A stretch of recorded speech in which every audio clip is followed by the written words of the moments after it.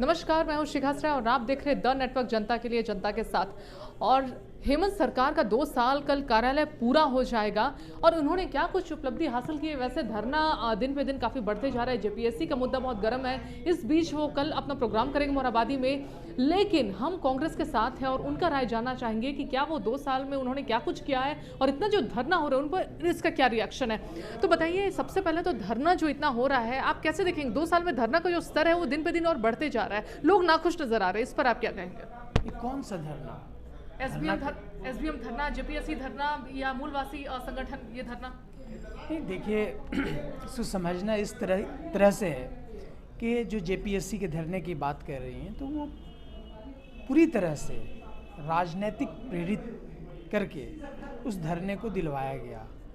बहुत अच्छा काम जेपीएससी के द्वारा हो रहा है और यहाँ के मूलवासी, आदिवासी, ओबीसी ये सारे लोग क्वालिफाई किए हैं और जनरल की जो कैटेगरी है वो लोग भी क्वालिफाई किया है। तो इसमें कहीं भी किसी तरह की कोई त्रुटि नज़र नहीं आती। जहाँ पे त्रुटियाँ नज़र आई थी, जो अभ्यर्थियों ने अंकित कराया था, तो उसको जेपीएससी चेयरपर्सन ने बखूबी उसको जो त्रुटि थी उसको ख़त्म करने का काम किया है। इसमें आंदोलन हुआ तब ना खत्म नहीं, आंदोलन देखिए, आंदोलन नहीं होगा तो आपने खत्म आंदोलन करने का डेमोक्रेटिक राइट है, संविधान इजाज़त देता है, इससे कोई नहीं रोक सकता किसी को।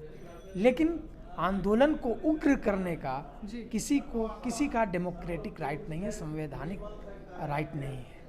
तो वो अभ्यर्थी थे, उनके अंदर किसी तरह की अगर कोई परेशानियां थीं तो उन्होंने बताया और जेपीएससी के चेयरमैन ने उनसे मुलाकात की, बातें की, उनकी बात को सुना और वो जो भी समस्या थी उसको ख़त्म किया गया है और जो बाकी जो समस्याएं हैं वो भी ख़त्म हो जाएंगी। लेकिन जिस तरीके से युवाओं के फ्यूचर के साथ खिलवाड़, आपको लगता है अमिताभ चौधरी को सीधा इस्तीफा देना चाहिए? आप लोगों को कहना चाहिए हटाएं इनको? नहीं, देखिए ये लोकतंत्र है और इस लोकतंत्र में आप आज़ाद हैं। किसी का इस्तीफ़ा लेने के लिए, किसी के इस्तीफे लेने का दबाव बनाने के लिए ये आपका हक बनता है।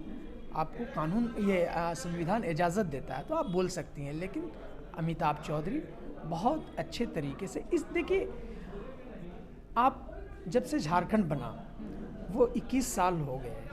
21 साल में अभी तक जेपीएससी का कितना एग्ज़ाम हुआ? 21 साल में 16 साल तक, 17 साल तक भारतीय जनता पार्टी की यहाँ पे सरकारें रही। तो भारतीय जनता पार्टी की सरकार ने कितने यहाँ पे एग्ज़ाम को कंडक्ट कराए, परीक्षा कितना करवाया, लोगों ने यहाँ पे फॉर्म को भरा और उसमें कामयाब भी हुए, आप देख रही हैं। तो जिन लोगों का हो जाता है वो खुश होते हैं और जिनका नहीं हो जाता है वो कहीं ना कहीं उनके अंदर थोड़ा सा कट ऑफ के नीचे भी कुछ लोग पास हुए हैं। नहीं, देखिए जहाँ पे गलतियाँ थीं या हैं उसको जेपीएससी ने सुधारने का काम किया है, सिलसिलेवार तरीके से वो काम चल रहा है और इसका तो आप लोगों को सराहना करना चाहिए कि हेमंत सरकार आते ही जो 5 साल का गैप था उसको पूरा किया, एक साथ एग्ज़ाम कराया और बड़े लेवल पे लोग यहाँ पे कामयाब हुए पीटी में। तो ये इस चीज़ को भी देखने की ज़रूरत है। अगले साल से देख सकते हैं कि हर साल यूपीएससी की तर्ज पर हर साल जेपीएससी बिल्कुल उसी आधार पे जेपीएससी काम करना शुरू कर दिया है। और ये हम लोगों का भी एक, चूँकि कहीं ना कहीं एक शिक्षा से हम लोगों का जुड़ाव रहा है हमेशा, तो हम लोग भी सुझाव देते रहते हैं। और हम लोगों के अंदर भी एक चीज़ है कि जब यूपीएससी हर साल कंडक्ट करा सकता है एग्ज़ाम, अच्छे से साफ सुथरा करा सकता है, तो जेपीएससी क्यों नहीं करा सकता है? इसमें कौन सी अड़चन है? कहाँ पेचीदगियाँ हैं? कहीं नहीं है। ये सब सोच की पेचीदगियाँ हैं और कहीं पे कुछ भी नहीं है। और मुझे आशा है कि इस सरकार में सभी को इंसाफ और न्याय और जो उस लायक होगा उसको ज़रूर कामयाबी मिलेगी और वो कहीं ना कहीं अपने आप में वो सेटिस्फाइड महसूस करेगा। अगर हम हेल्थ सेक्टर की बात करें तो हेल्थ पे रिम्स में जो ब्लड बैंक में ब्लड मिल रहा है वो प्राइवेट सेक्टर की तरह महंगा हो गया। इस पर क्या कहेंगे? विपक्ष का कहना है कि खून की दलाली करने वाली सरकार है ये। इस स्टेटमेंट पर आप क्या कहेंगे? नहीं, देखिए जिस तरह से विपक्ष का तो कोई लेना देना है नहीं। कभी वो लोग खून के लिए, ब्लड के लिए कैंप में नहीं लगाते, तो वो लोग क्या बात करेंगे? ब्लड कैंप हम लोग लगाते हैं।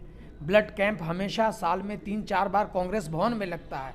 एक बार भी बता दीजिए कि विपक्ष के लोग कहीं पे लगाते हो तो नहीं। हम लोग कांग्रेस भवन के अलावा भी कई जगहों पे लगाते हैं। और तो और हमारे यहाँ एक ग्रुप है, अगर जब भी किसी को ज़रूरत महसूस होती है ब्लड की, तो अगर ब्लड मुहैया नहीं हो सका तो अपना ब्लड जा करके देने का हम लोग वहाँ पे काम करते रहे हैं और करते रहेंगे। तो ये तो एक सेवा भाव है, इसमें कहीं कोई राजनीतिक दृष्टिकोण से ये काम नहीं करते हम लोग। ये सेवा भाव से हमेशा हमारे अध्यक्ष हमेशा खुद एक वहाँ पे एक ग्रुप बना रखा बोकारो में, वो हमेशा डोनेट करते रहे, यहाँ पे वो खुद डोनेट करते हैं, हम लोग हमेशा हर जगह पे डोनेट करते हैं। तो भारतीय जनता पार्टी के पास किसी तरह का कोई मुद्दा है नहीं। इस तरह नियोजन नीति है वो भी नाराज बहुत दिख रहे हैं, कह रहे हैं कि आदिवासी को लूट रहे हैं, इस तरह की बातें। 16 से 17 सालों तक बीजेपी की हुकूमत रही, तो क्यों नहीं इसका समस्या का समाधान किया? कर देना चाहिए था। 2 साल से हम लोग हुकूमत में, सरकार में हैं और हर विभाग में ये काम चल रहा है कि किस तरह से तर्ज पर हर साल जेपीएससी बिल्कुल उसी आधार पे जेपीएससी काम करना शुरू कर दिया है। और ये हम लोगों का भी एक, चूँकि कहीं ना कहीं एक शिक्षा से हम लोगों का जुड़ाव रहा है हमेशा, तो हम लोग भी सुझाव देते रहते हैं। और हम लोगों के अंदर भी एक चीज़ है कि जब यूपीएससी हर साल कंडक्ट करा सकता है एग्ज़ाम, अच्छे से साफ सुथरा करा सकता है, तो जेपीएससी क्यों नहीं करा सकता है? इसमें कौन सी अड़चन है? कहाँ पेचीदगियाँ हैं? कहीं नहीं है। ये सब सोच की पेचीदगियाँ हैं और कहीं पे कुछ भी नहीं है। और मुझे आशा है कि इस सरकार में सभी को इंसाफ और न्याय, और जो उस लायक होगा उसको ज़रूर कामयाबी मिलेगी और वो कहीं ना कहीं अपने आप में वो सेटिस्फाइड महसूस करेगा। अगर हम हेल्थ सेक्टर की बात करें तो हेल्थ में रिम्स में जो ब्लड बैंक में ब्लड मिल रहा है वो प्राइवेट सेक्टर की तरह महंगा हो गया, इस पर क्या कहेंगे? विपक्ष का कहना है कि खून की दलाली करने वाली सरकार है ये इस स्टेटमेंट पर आप क्या कहेंगे? नहीं, देखिए, जिस तरह से विपक्ष का तो कोई लेना देना है नहीं, कभी वो लोग खून के लिए, ब्लड के लिए कैंप में नहीं लगाते, तो वो लोग क्या बात करेंगे? ब्लड कैंप हम लोग लगाते हैं।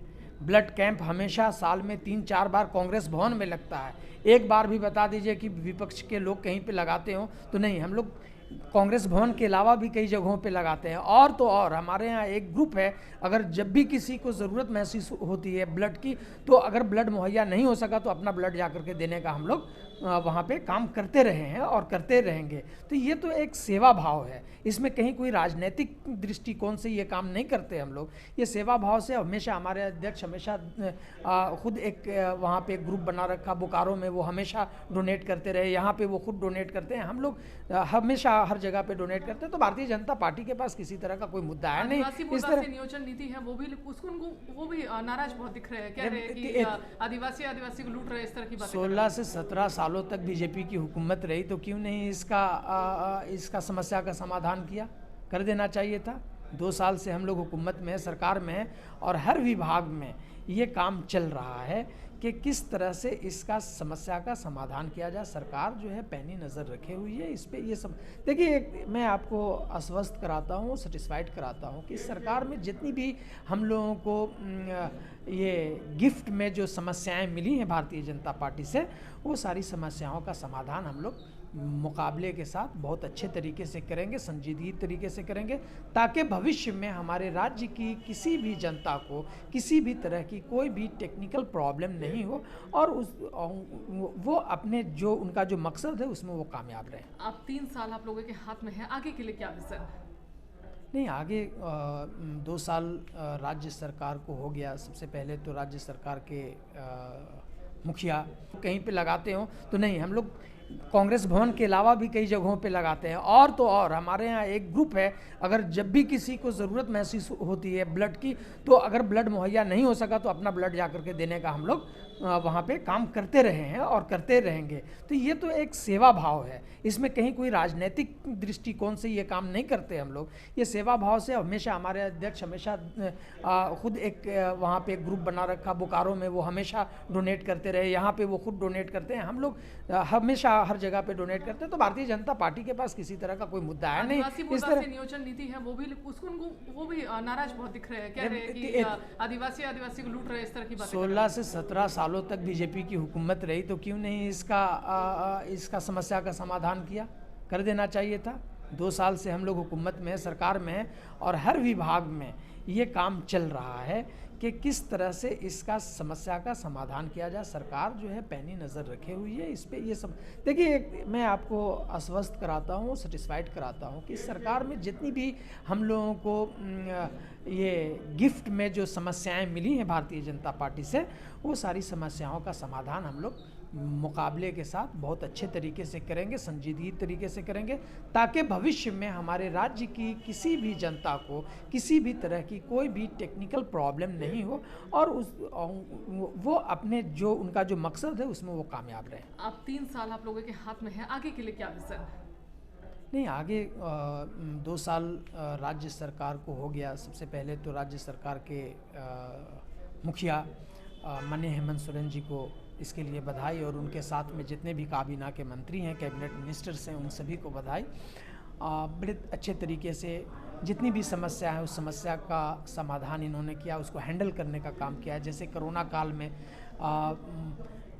किसी भी व्यक्ति का एक भी भूख से मौत की खबर नहीं आई, ये बहुत अहम कदम था। जिस तरह से सरकार ने किचन चलाया और जो थाने से लोग डरते थे उस थाने में जाकर के खाना खाते थे, ये अहम कदम था। फिर उसके बाद हमारे माननीय वित्त मंत्री का जो विभाग है फूड एंड सप्लाई, उस विभाग के माध्यम से उन तमाम लोगों को जो ज़रूरतमंद थे राज्य के, उनके सभी लोगों को वहाँ तक जो राशन है वो पहुँचाया गया, ताकि वो कहीं पे भी, ये इस वजह से नहीं कि लॉकडाउन में वो काम नहीं कर रहे हैं तो उनकी भूख से जान जाए।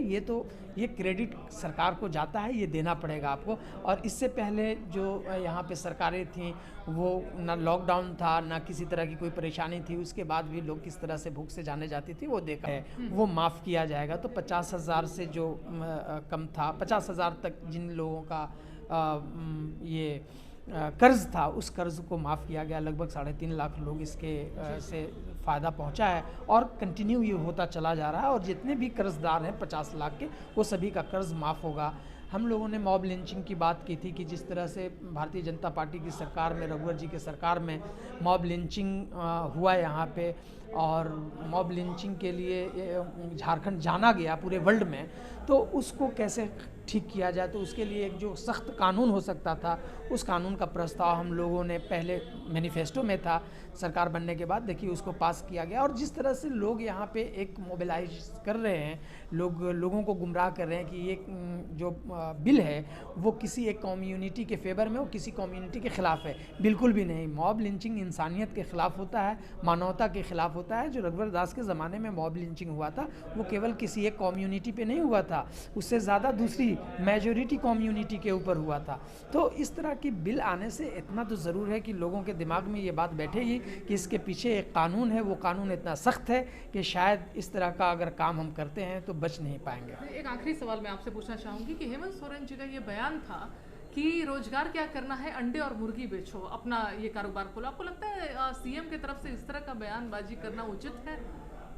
नहीं, हेमंत सोरेन तो मुख्यमंत्री तो रोज़गार देने की बात कर रहे हैं, नौकरी देने की बात कर रहे हैं, और वो उस पर काम भी कर रहे हैं हर क्षेत्र में। देखिए यहाँ पे लगभग 4-5 लाख वैकेंसीज जो हर डिपार्टमेंट में है, उस डिपार्टमेंट पे माननीय मुख्यमंत्री जी ने हर डिपार्टमेंट से वो सारा डिटेल्स मांगा है। और उसकी जो टेक्निकल, जो जहाँ पे देखिए बहुत सी चीज़ जो बारीकी चीज़ है वो ये है कि विभाग का अपना अपना टेक्निकल प्रॉब्लम होता है, तो वो उस जिसकी वजह से 16-17 साल तक भारतीय जनता पार्टी ने खींच दिया, किसी का कुछ हो नहीं सका।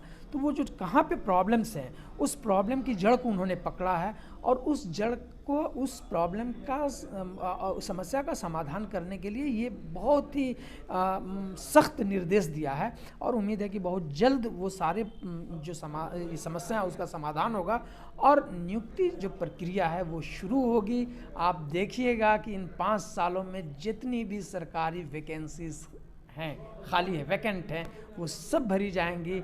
और अभी भी आप तारीफ़ कर रही हैं, भविष्य में भी हम लोगों की सरकार की तारीफ़ करेंगे। धन्यवाद। तो आपने देखा कि कांग्रेस ने साफ तौर पर कहा कि आने वाले 3 साल बहुत बेहतरीन होने वाले हैं, नियुक्तियां की जाएगी, साथ ही जेपीएससी को ट्रांसपेरेंट और अकाउंटेबिलिटी वो भी की जाएगी। यूपीएससी के तर्ज पर हर साल कोशिश की जा रही है कि एग्ज़ाम अच्छे तरीके से कराया जाए, साथ ही जितने भी लोगों की शिकायतें उसे भी शॉर्ट आउट करने की पूरी कोशिश की जाएगी।